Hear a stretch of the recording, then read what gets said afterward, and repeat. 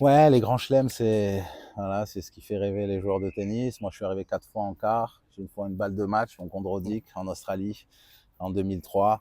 C'est vrai qu'au début, j'ai des souvenirs où je pleurais après les matchs jusqu'à 16-17 ans, où après chaque match, c'était des pleurs, jusqu'à un jour où mon père m'a dit, bah, si tu continues à pleurer, tu vas arrêter les tournois. La Coupe Davis, les tournois, il y avait plein de trucs sympas. Et c'est vrai que de voir voilà, 3 joueurs marocains en même temps, ça, on était tous dans le top 50 à un moment. Donc ça aussi, c'était des beaux souvenirs. Et je pense que ça a créé un engouement aussi ici au pays. Les gens se sont intéressés de plus près au tennis.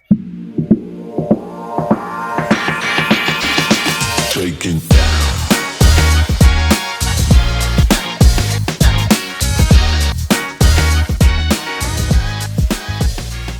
Et bah, salut Younes. Salut Pierre. Déjà, merci beaucoup d'avoir accepté. C'est moi, désolé, ça a pris le temps, mais on est là. Il n'y a pas de souci. Et bah, d'ailleurs, je remercie évidemment Anto, parce que Ouais, c'est grâce à lui ouais, qu'on est là ensemble. exact, Tu avais fait un beau exact, projet d'ailleurs, un parquet chez les pros à exact, Montpellier, avec exact. Hugo, D'ailleurs, on c'était super. félicite pour la nouvelle porteur de la flamme olympique. C'est ça. Courage à toi, Anto. On est avec toi. On Bravo. pense à toi, Anto. Alors, on va commencer par parler forcément du tournoi de Marrakech, où tu as énormément de souvenirs. Qu'est-ce que ça te fait là, voilà, de revenir en tant qu'entraîneur ici? Ouais, pour un joueur de tennis, d'avoir un tournoi chez soi, c'est assez spécial. Bon, moi, je suis de Rabat. Le tournoi était souvent à Casablanca. Actuellement, il avait débuté à Marrakech. Il est longtemps resté à Casa. Là, il est revenu à Marrakech. C'est une super sensation. On voyage toute l'année aux 4 coins du monde. Et puis, pendant une semaine, on est là à la maison. La famille peut être là, les amis peuvent être là et le public, bien sûr. Donc, moi, pour ma part, j'ai toujours fait de ce tournoi une priorité. J'ai eu la chance de gagner quelques matchs. J'ai remporté une fois le tournoi. J'avais perdu 2 fois en finale. Mais ouais, c'est super de jouer devant son public. Et c'est le seul tournoi en Afrique aussi. Donc voilà, moi j'attendais, je me souviens que j'attendais avec impatience cette date-là, l'ouverture de la terre battue. Donc c'était un tournoi que j'appréciais.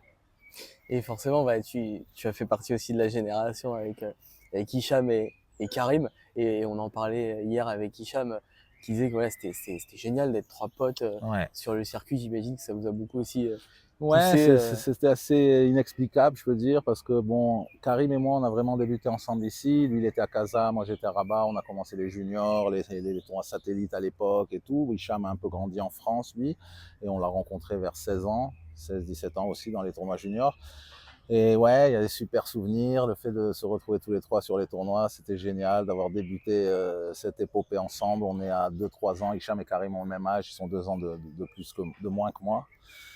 Donc la Coupe Davis, les tournois, il y avait plein de trucs sympas. Et c'est vrai que de voir voilà, 3 joueurs marocains en même temps, ça, on était tous dans le top 50 à un moment. Donc ça aussi, c'était des beaux souvenirs. Et je pense que ça a créé un engouement aussi ici au pays. Les gens se sont intéressés de plus près au tennis. Et on voit aujourd'hui pas mal de jeunes qui essayent de faire des carrières depuis quelques années. Les places sont difficiles, mais en tout cas, l'esprit y est. Et justement, j'ai vu que évidemment, tu aides beaucoup le tennis marocain. Tu avais été conseiller au ministre des Sports, c'est ça? Ouais, donc après ma carrière, j'avais quand même décidé de lever le pied un peu au niveau des voyages. Donc je suis resté pas mal de temps éloigné du circuit, mais parallèlement, j'avais reçu un appel pour être conseiller du ministre des Sports à l'époque, pour plutôt développer le domaine social dans le tennis, essayer de démocratiser le sport au Maroc. C'était une expérience enrichissante. Et après ça, bon, je suis revenu dans le tennis sur le terrain, on va dire. On va revenir un petit peu plus tôt, voilà, parce que c'était important de parler forcément du tournoi de Marrakech où on est en ce moment. Je voulais revenir par rapport au début quand tu as commencé à jouer au tennis. Est-ce que tu avais des rêves particuliers, des idoles Ouais, ben moi je suis né en 1971, donc en 83, quand Yannick gagne à Roland, ben j'avais 12-13 ans, donc d'avoir vu ces images, voir son papa sauter le filet pour venir se faire une accolade, ça a été un peu le déclic, si j'ose dire. À partir de là, je me suis mis à rêver de jouer un jour à Roland-Garros. Alors, mon niveau était loin de ce qu'on pouvait espérer pour pouvoir participer à ce genre de tournoi par rapport aux autres juniors, mais j'ai pas désespéré. À la fin de mes juniors, de deuxième année junior, je devais être classé 0 en France et j'ai atterri à Bordeaux, à la Villa Primrose, où voilà, j'ai fait mes classes. Là, une fois que les études étaient finies, j'ai pu me consacrer à fond au tennis. Et petit à petit, ça a commencé par les tournois français, par les petits satellites, essayer d'aller à l'autre bout du monde pour prendre les premiers points ATP. Et puis l'ascension s'est faite doucement, on va dire. Il faut être patient. C'est beaucoup d'entraînement, beaucoup de tournois, des défaites, des moments de doute. Et puis à un moment, c'est passé. Et puis ensuite, tout devient plus facile quand on est sur le grand circuit. C'est beaucoup plus facile. Les conditions sont bien meilleures. Donc ensuite, ça a été du plaisir de pouvoir jouer pendant plus de 15 ans sur le grand circuit. Et d'ailleurs, c'est vrai que tu parles de ce circuit qui est hyper dur, et même encore maintenant, quand on regarde les tournois futurs, l'ITF, enfin, le niveau il est juste incroyable. Qu'est-ce qui fait, selon toi, voilà, la différence entre ces joueurs qui sont sur ce circuit et puis les autres, voilà, sur les challengers, et puis plus haut Ben, j'ai l'impression qu'à l'époque, il y avait une barrière, que les joueurs se donnaient 1 an ou 2 ans pour pouvoir franchir. C'était les tournois satellites, donc il fallait faire ça sur un mois. Et je crois qu'il y a beaucoup de joueurs qui comprenaient que s'ils n'arrivaient pas, c'était plus dur d'obtenir les premiers points ATP. Donc s'ils n'y arrivaient pas, ils lâchaient un petit peu, ils abandonnaient le circuit professionnel. Aujourd'hui, avec les futurs, on peut prendre des points plus facilement. Donc ça motive les joueurs. Il y a beaucoup plus de joueurs. La compétition est beaucoup plus rude du fait du nombre de candidats. Et puis voilà, on voit que dans le top 100, les joueurs jouent plus longtemps aussi. Donc chaque année, il y a quelques joueurs qui peuvent faire leur entrée dans le top 100. Sinon, les autres, ben, il faut investir, il faut continuer à dépenser de l'argent sur le circuit pour faire les futurs. Dans les challengers, maintenant le prize money a un petit peu augmenté, mais ça reste quand même insuffisant pour pouvoir voyager avec un coach et chaque semaine changer de pays pour faire des tournois. J'ai vu que tu as été, t'avais fait un stage chez Lille Bollettieri. Ouais. Ah ouais, bah c'était la mecque du tennis hein, à l'époque. Bon, ça l'est toujours. C'est un centre magnifique. Maintenant, ça s'appelle IMG Academy. Mais ouais, moi, à l'âge de 18 ans, donc j'ai atterri là-bas. C'était pour un stage d'une semaine à l'époque avec Jean-Claude Labou. On était parti de Paris avec un groupe de Français vers la Floride. Et puis une fois sur place, j'avais réussi à m'organiser pour rester un peu plus longtemps. Je faisais des petits travaux dans l'académie. Je faisais coach au début à mi-temps. Donc ça me permettait d'être logé. Et puis l'après-midi, je m'entraînais pour moi. Et je suis resté bien 7-8 mois là-bas. Et c'était fabuleux. J'ai des très bons souvenirs. Je n'étais pas vraiment considéré comme un joueur parce que j'étais en même temps coach. Mais bon, ça fait plaisir. Parfois, là, je revois encore des gens avec qui j'étais. Et voilà, qui m'ont dit incroyable le parcours. Tu étais coach et maintenant tu es devenu joueur. Donc, ouais, mais en tout cas, une grosse chance d'avoir pu, que les gens m'ont écouté, compris ma motivation et de m'avoir donné la chance de pouvoir rester là-bas parce que j'avais pas le niveau pour être gratuit et les parents n'avaient pas les moyens non plus de payer les sommes d'entraînement.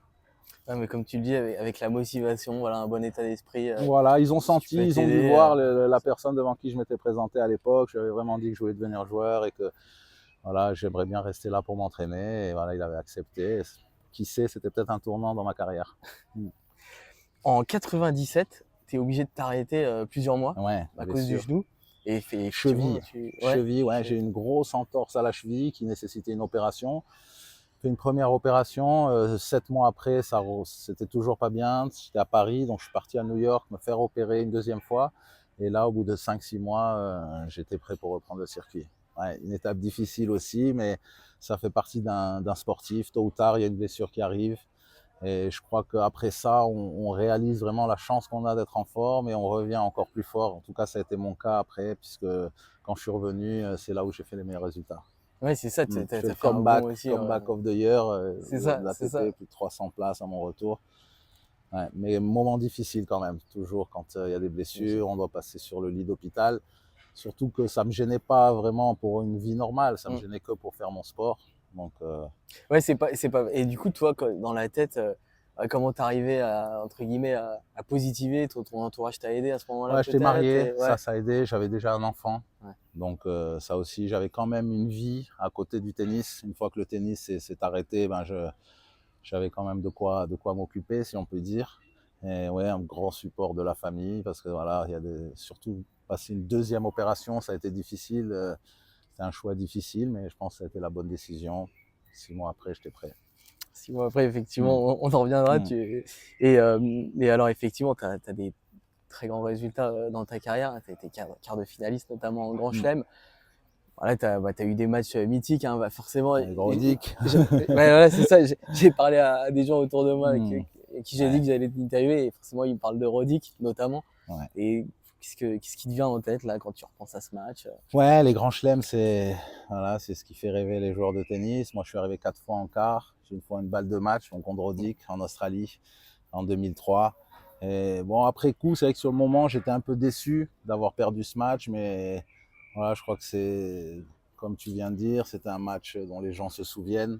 Et encore aujourd'hui, à chaque fois, je croise des gens, voilà, d'être restés 5 heures devant la télévision pour voir le match en entier. Ils en gardent un très bon souvenir et à chaque fois que je croise Roddick, aujourd'hui, on se fait une accolade et on se souvient de ce match qu'on s'est livré. Donc, c'est des bons souvenirs. Et bah forcément, tu as fait tous les grands chelems. Est-ce qu'il y en a un que tu aimais particulièrement, où tu te disais c'est génial, j'y suis Ils sont tous Ouais, superbes. Il n'y a pas d'hésitation là-dessus. C'est tous une organisation parfaite pour les joueurs. Le public est là, les terrains sont de très bonne qualité. Moi, je sais que j'appréciais l'Australie parce qu'on arrivait un peu d'Europe où il faisait pas très beau et puis on arrive là-bas, c'était l'été. Donc, j'aimais bien l'Open d'Australie, mais l'US Open aussi et Roland aussi. Voilà, bon, si on est obligé d'en choisir un, je vais dire l'Open d'Australie, mais très proche des autres. ouais, c'est ça. Ouais. Forcément, comme tu dis, il y a une magie un petit peu Ouais, partout ouais, ouais. et c'est vrai que Mm, c'est important. mm. Toi, comment tu gérais les victoires, les défaites? Tu étais toujours très positif? Alors, je me souviens plus des défaites que Ouais, des victoires. Souvent, je croise des joueurs, ils me disent ah, tu te souviens, on a joué là et tout, tu m'as battu. Je dis non, par contre, il y en a un qui m'a battu, lui, je me souviens de lui. Mais ouais, ça, je pense que c'est la difficulté dans le tennis. C'est pour ça d'ailleurs que pour les tout jeunes, c'est difficile, c'est la défaite, c'est d'accepter la défaite. Donc, je crois que plus les années passent et plus on s'y habitue parce que voilà, hein, la défaite, elle est là chaque semaine, on va dire. Il y en c'est a vrai. qu'un qui repart avec la coupe. Donc voilà, il faut essayer de rebondir et savoir qu'est-ce qui s'est pas bien passé pour retourner à l'entraînement et la semaine prochaine, on a une nouvelle chance. Mais c'est vrai qu'au début, j'ai des souvenirs où je pleurais après les matchs jusqu'à 16-17 ans, où après chaque match, c'était des pleurs, jusqu'à un jour où mon père m'a dit bah, si tu continues à pleurer, tu vas arrêter les tournois. Mais ouais, dans le tennis, la défaite, elle est difficile à accepter, mais on s'y habitue en la côtoyant toutes les semaines. Voilà, et puis souvent, il y a quand même aussi le fait que l'adversaire a été meilleur ce jour-là, et donc il faut se rendre à l'évidence et puis continuer à s'entraîner. Sur tes voyages sur le circuit, on a parlé évidemment de tes amis.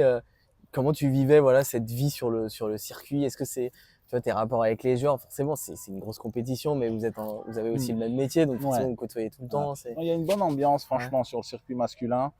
J'ai l'impression qu'aujourd'hui, les joueurs se côtoient un peu moins du fait qu'ils ont chacun un entourage assez important. Donc, on voit un joueur qui est avec minimum un ou deux coachs, si ce n'est plus. Donc, bon, bah, les dîners, ça se passe entre l'équipe.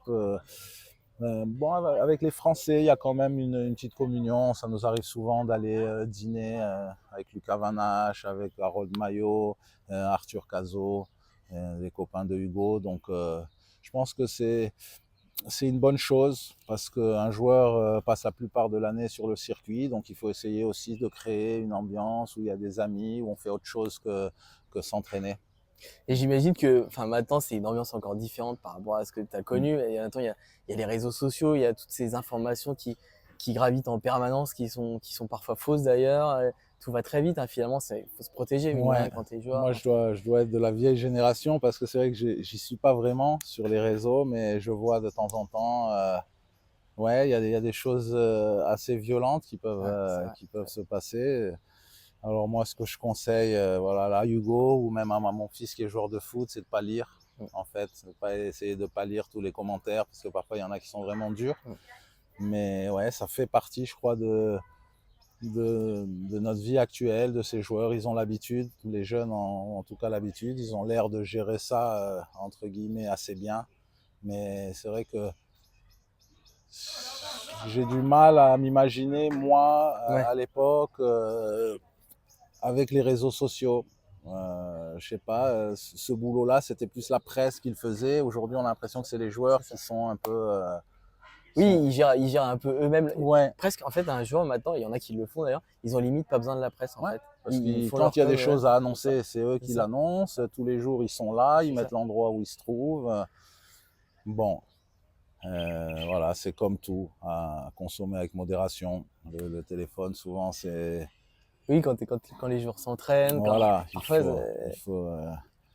il faut le prendre avec du recul, si je puis dire. Et c'est ça la vie d'un sportif aussi. Il y a des hauts, il y a des bas. Accepter que les gens critiquent quand ça se passe pas bien. Et puis voilà, il faut un peu prendre du recul, comme je viens de dire. c'est clair. Et d'ailleurs, tu parlais de la presse. J'ai vu que tu avais reçu un prix Ouais, de l'ATP pour ta ah, disponibilité. super, parce qu'on l'oublie, je suis fier. Ambassadeur du C'est tennis ça. pour l'année 2002.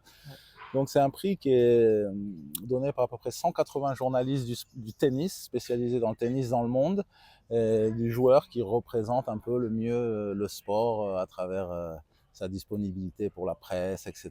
Et donc, ouais.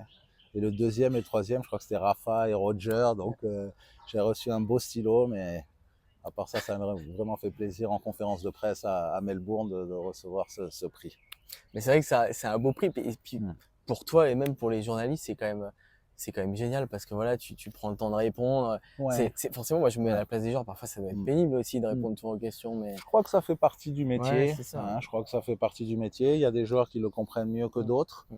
Mais quand on est en activité, il faut se rendre disponible pour les gens qui bossent autour de notre sport. Parce que voilà, ça fait partie aussi du succès du sport et que le tennis soit aussi médiatisé aujourd'hui. Et bon, j'ai l'impression que les joueurs de tennis, ça va, ils jouent quand Mm. même assez le jeu.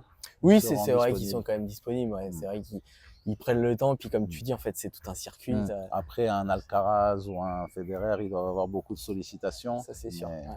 Forcément, ouais, voilà. il faut des filtres, hein, sinon Mm. tu te Mm. concentres plus sur ta Mm. carrière. Tu es aussi effectivement super investi. Bah, on en parlait un petit peu par rapport à Anto Mm. au début. Mais j'avais vu que tu avais aussi créé le Nancy Tennis Classique, Oui, ouais. qui est un super Pour, projet, ça. avec Charles, donc, qui a été diagnostiqué sclérose latérale amyotrophique. Il avait à peine la trentaine à l'époque. Et depuis, bah, il continue à se battre. Donc voilà, j'ai invité les amis. On a fait 2 événements à Nancy où Yannick, Guy Forger, même McEnroe était venu, Pat Cash, pour essayer de récolter des fonds pour la recherche. C'est une maladie qui touche les sportifs, beaucoup de sportifs. On ne sait pas trop pourquoi. Malheureusement, Jérôme Golmar est décédé aussi de cette maladie.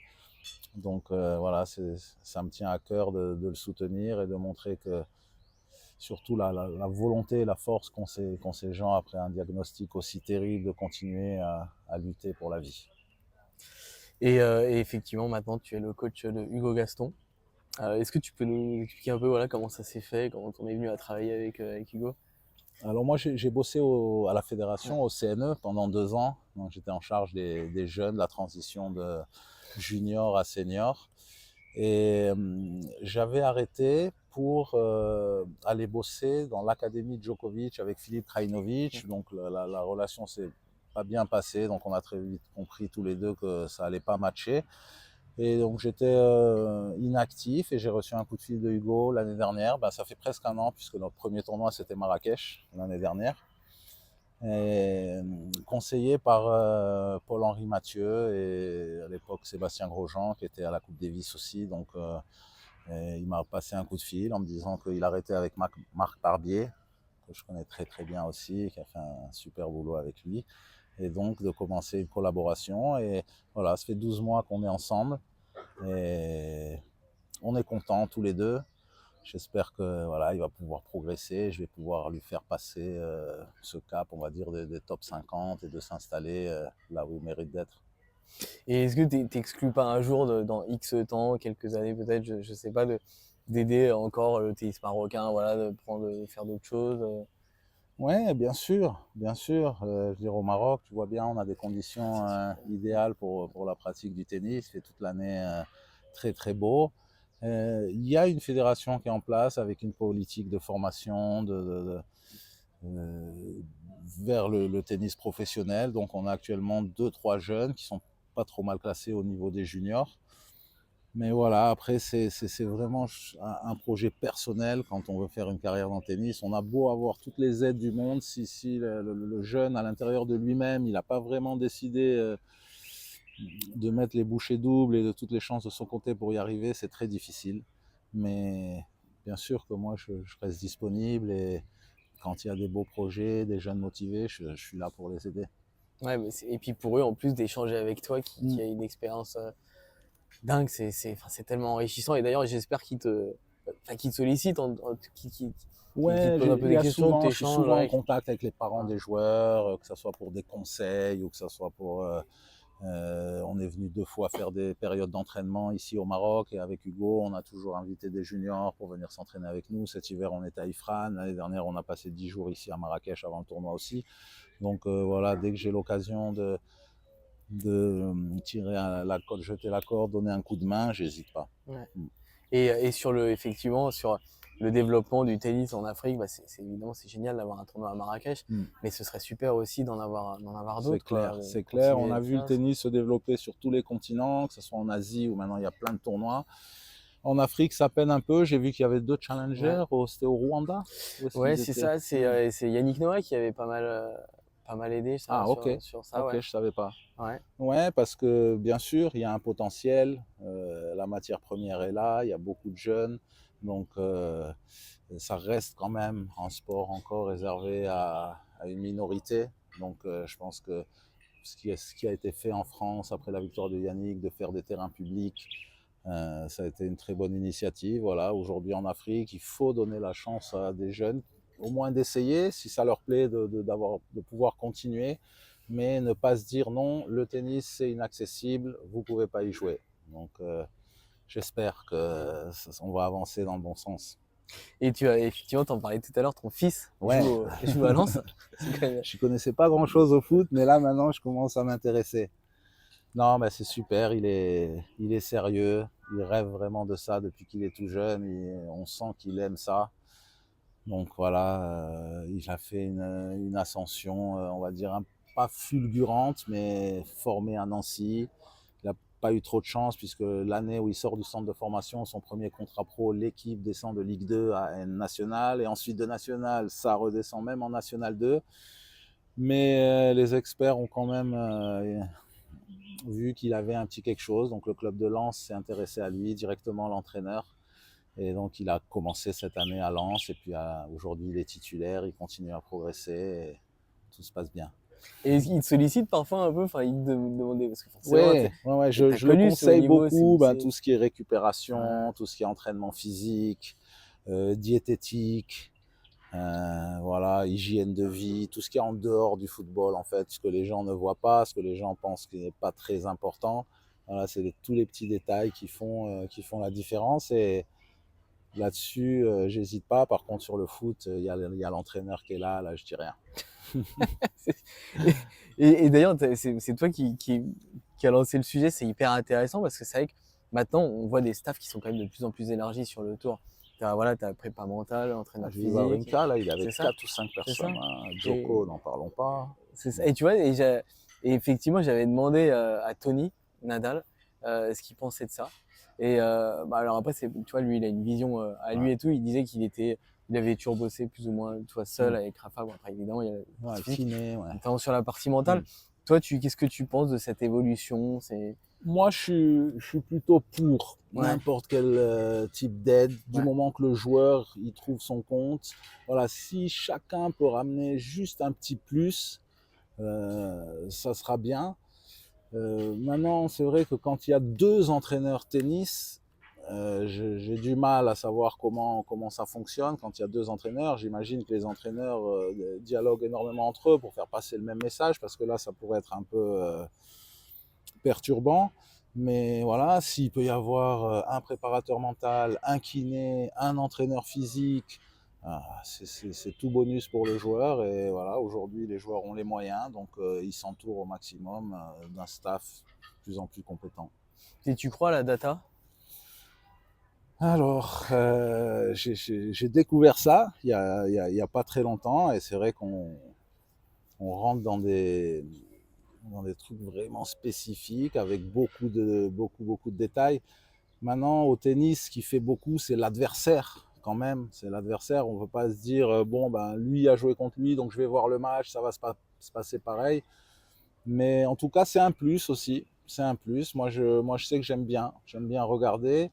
Je sens qu'Hugo, il est un petit peu moins réceptif, mais Il y a des choses parfois flagrantes où sur balle de break, le gars il sert tout le temps au thé. Donc bah là, je pourrais lui envoyer cette information. Attention, s'il y a balle de break, il y a de fortes chances qu'il te servent pas là. Mais c'est à double tranchant. Parce que si on envoie beaucoup d'informations et puis finalement, sur le moment voulu, l'autre il joue un autre coup, ben, le joueur il peut te regarder et te dire mais qu'est-ce que tu me racontes? Il y a balle Oui, de break, c'est regarde, il a ça. servi de l'autre côté. Donc on ne peut pas que se baser là-dessus. Mais en tout cas, moi je trouve que c'est un beau progrès et un bel outil pour les joueurs. Ouais, parce que et comme tu le dis très bien, parce que c'est vrai que maintenant, bah, les instances ont ouvert un peu le coaching en Mmh. match, plus communiqué, même Ouais, si c'est quelque chose qui se faisait déjà, sauf que c'était ouais, pas vraiment autorisé. Mais effectivement, parfois ça doit pas être évident quand tu es coach d'aiguiller ton joueur, parce que on le sait, les ouais. émotions sont décuplées quand tu es sur le terrain, tu peux t'agacer, ça faut gérer tout ça, quoi. C'est ça, exact. Maintenant, ils ont permis à ce qu'on parle quand le joueur est pas très loin. Bon, comme tu dis, on le faisait, ça se faisait sournoisement. Maintenant, c'est plus ouvert. Après, oui, c'est ce qu'il faut que le joueur garde la lucidité d'esprit, d'être resté ouvert, même dans les moments difficiles, dans les moments durs, et on peut toujours conseiller à ce moment-là. Mais il est quand même tout seul. Il est quand même tout seul sur le court parce que, comme je dis, on est là, on l'encourage, mais on ne peut pas trop dire qu'est-ce qui va se... On peut pas prévoir ce qui va se Ça. passer. Et après, ça peut se retourner un peu contre le coach si on annonce qu'il va se passer ça, mais il y a autre chose qui arrive. En tout cas, merci beaucoup, Younes. C'est moi, C'était Pierre. incroyable, hein. C'était un plaisir. Merci à Merci, c'est toi. hyper Bon sympa. courage. Merci. Merci bien.